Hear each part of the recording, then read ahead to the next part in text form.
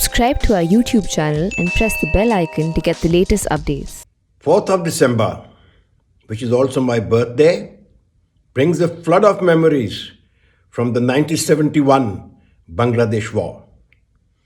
My unit, 4 Sikh, the Saragadi fame, was involved in a grim battle at the strong point of Burinda on the outskirts of Jessore from 2nd of December to the 5th of December. Victory came in the wee hours of 6th December at a tremendous cost. Our total casualties were 113 killed and wounded. The enemy 107 Infantry Brigade was responsible for the defense of the Jessore Sector. The main defenses were in the town of Jessore, where the cantonment and the airfield had been converted into a fortress. To defend the three approaches leading to Jessore, 107 Infantry Brigade threw out a number of strong points. And one such strong point was Burinda, located 8 kilometers west of Jessore. Burinda was a typical Bangladesh village. Mud and thatched roof houses with a number of ponds, banana and bamboo groves. There's thick vegetation in the village, and movement of tanks was virtually impossible. Even infantry movement was extremely difficult due to the foliage and undergrowth. Initially, Burinda was occupied by the enemy's protective patrols, but subsequently he had a total of 3 companies located in and around Burinda. Burinda itself was occupied by 1 company plus a platoon. East of it, Bada Kuli and Chota Kuli were occupied by a company less a platoon. And south of Burinda, Kamkola and Manoharpur were held by 1 company. Now, this strong point, this complex of 3 companies, was covering the western approach to Jessore. It was first attacked by 1 Jack Rifles on the night of 28th and 29th November. At that time, as I had mentioned earlier, it was presumed that there was only a patrol which was guarding the approach.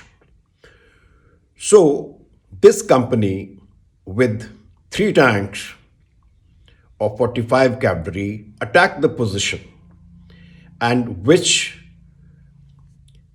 ended up as a disaster.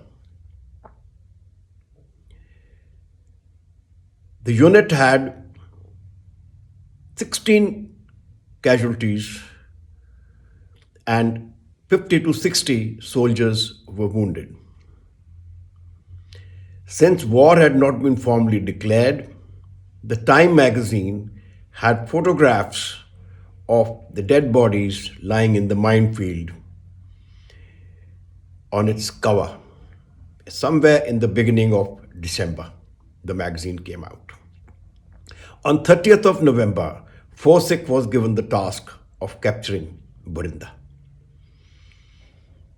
To do this, we established a firm base around the village of Pasapol.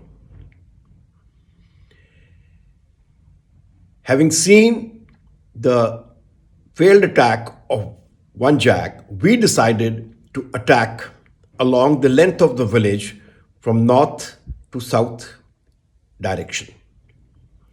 And we decided to attack in phases. At the village was 1,000 meters long and only about 3 to 400 meters wide. In the first phase, Delta Company captured an extension of Burinda known as Matsaranga on the night of 30th and 1st December. This happened to be an enemy delaying position. After delaying us, forcing us to attack, it withdrew from the position. We had no option but to resume the attack the next day. In fact, the next day was spent in reconnaissance, and the attack again was resumed on the night of 3rd and 4th.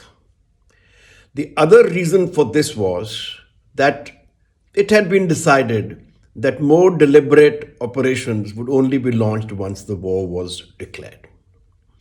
Alpha Company attacked using Matsaranga as a firm base and proceeded towards Burinda, rather the heart of Burinda. It encountered a platoon position from which it drew heavy fire, and it captured the position by about 0300 hours in the morning. Once again, it happened to be a delaying position. We could not locate the details of the enemy defenses because of the thick foliage and cover that was available in the area, including the built-up area.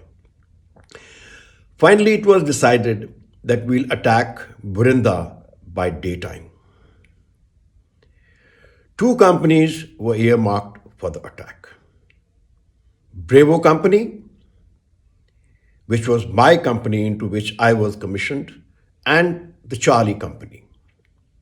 Bravo Company was to attack from the firm base now held by Alpha Company south into the heart of Burinda village, where the hub of defenses centered around a pond, huge pond with 15 feet high walls. Charlie Company, along with half a squadron of armor, that is 7 tanks, was to carry out an outflanking movement from the east, get behind the enemy and attack it from the southeast. On 5th of December, the attack commenced at 13:45 hours. Soon, both the companies ran into stiff resistance. There was murderous machine gun fire coming on to Bravo Company. 2 tanks accompanying Charlie Company ran over a minefield, and 1 tank was hit by a rocket launcher. That means out of 7 tanks, 3 tanks were rendered ineffective. However, both the companies pressed on with the attack. The enemy had made a very clever defensive plan. It had mined all possible positions where he knew that the soldiers carrying out fire and movement to close up would be taking positions. In addition, booby traps had been laid in the banana groves and next to the trees where cover could be taken while fighting. And we started incurring very heavy casualties. But our troops kept moving forward, and by 1800 hours, the resistance started to collapse. Bravo Company had reached the Band, which had 15 feet high, reached the pond, which had 15 feet high bunds. And Charlie Company was now attacking into the village from the southeast. Sporadic fighting continued throughout the night. And it was only at about 4 o'clock that we could fire the success signal, normally fired with a very light pistol, a flare. Bravo Company commander had only 20 men left with him. He started the operation with 100 men. 22 soldiers were killed in action and 60 were wounded and evacuated. The enemy left 25 dead on the battlefield and 4 wounded who were taken prisoners of war. This was one of the bloodiest battles ever fought by Sikh in its history. Then, about 84 years old. On the morning of the 6th, we commenced our operations towards Jessore, and as the adjutant, I had to do the onerous task of organizing the funeral for the soldiers who had been killed in action.